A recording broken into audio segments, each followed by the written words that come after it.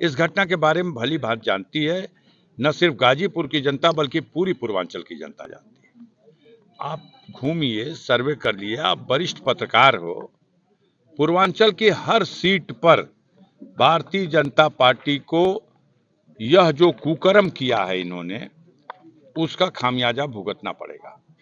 पूरे उत्तर प्रदेश में ये गूंज गया ये मामला कि ये लोग किस हद तक नीचे जा सकते हैं, और हद हो गई कि जो व्यक्ति 18.5 साल से जेल में बंद है, कई मामलों में सरकार खुद छाती फुलाती है कि हमने बहुत मजबूत पैरवी करके सजा करा दिया, और आज उसको जेल में जहर दे करके खुद उसने अपने जीवित रहते आरोप लगाया, लिखित दिया, अदालत के सामने बयान दिया।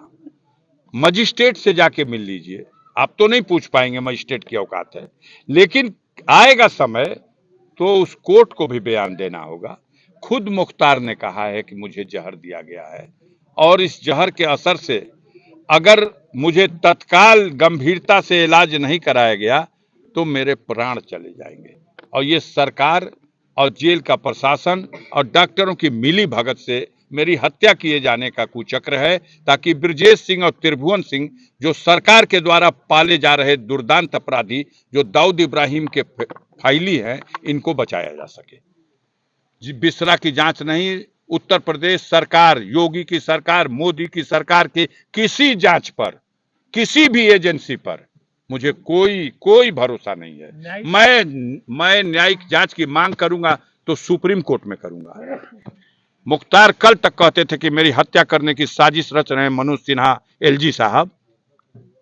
हत्या की साजिश में कौन कौन है, सारा नाम और लिख करके उन्होंने दिया है, न्यायालय में लिख के दिया है, अपने मुंह से बयान दिया है, मीडिया के सामने कहा है, आपको कहा है। उसके बावजूद अब तो वो मर गया, उसकी बात तो सच है। ये थोड़ी है कि मुख्तार जेल में है किसी सहानुभूति को हासिल करने के लिए वो ऐसा कर रहे हैं। अब तो उनकी जान चली गई। अब जो लोग इसे अपनी उपलब्धि मान रहे थे, मैंने मिट्टी में मिला दिया और मैं मिट्टी नहीं देने दूंगा, अब उनको कहिए कि देखिए जनता जग चुकी है, अब आप अपनी सरकार बचाइए। इस चुनाव में सफाया होने जा रहा मोदी की सरकार का, और मोदी की सरकार के सफाये के साथ ही साथ योगी की सरकार का भी सफाया होगा। अटकलें लग रही कि अब फिर अटकल के बाद आज ही छोड़ो, हमारा टिकट कट जाएगा, ये तो माननीय अखिलेश यादव जी को तय करना है। आपकी सिफारिश पे नहीं मिला था मुझको, माननीय अखिलेश यादव और उनकी पार्टी ने हमको टिकट दे दिया। उनका टिकट काटने का पावर आप काट देंगे, अखिलेश यादव का टिकट तो बात और है। नहीं तो सपा मुखिया तो हमको टिकट भी दिए और हमको जिताने भी आएंगे। मुख्तार के जीवित रहते उसके पक्ष में इतना समर्थन है, इसकी कभी कल्पना आपने नहीं की होगी, और आपकी आंखों ने भी देखा है, आपके कैमरों ने भी कैद किया है।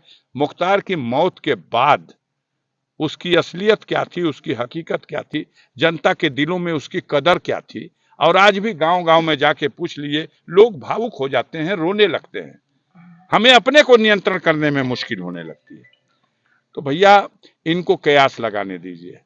एक को बार ना पूछिएगा कि कैंडिडेट कौन आया, एक को बार ना बताइएगा कि उस कैंडिडेट की पैरवी करने आज कौन आ रहा।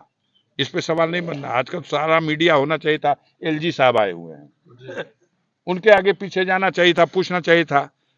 आपका एलजी साहब का जो गाजीपुर आ रहे हैं, तो इसको आप क्या किस नजर से देख? अरे हम इसी नजर से देख रहे हैं। विधानसभा में 21 दिन यहाँ रह गए, सातों विधानसभा में घूमते रह गए, कोई देवी देवता बचा नहीं। लेकिन देवी देवता भी जानते हैं कि कौन ठगने आ रहा। आज 40 साल हो गया, गाजीपुर की धरती पर कम से कम तो भारतीय जनता पार्टी की कुंडली मनोज सिन्हा और सिर्फ मनोज सिन्हा, उसके बाहर तो कुछ है नहीं।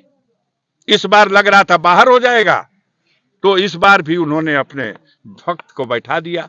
अब गाजीपुर को कहा जाता है कि नकल के लिए मशहूर है पूरे उत्तर प्रदेश में।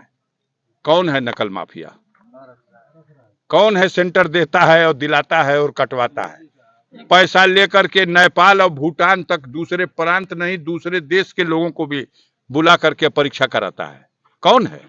जनता के बीच में आ गए हैं, औकात नाप देगी जनता।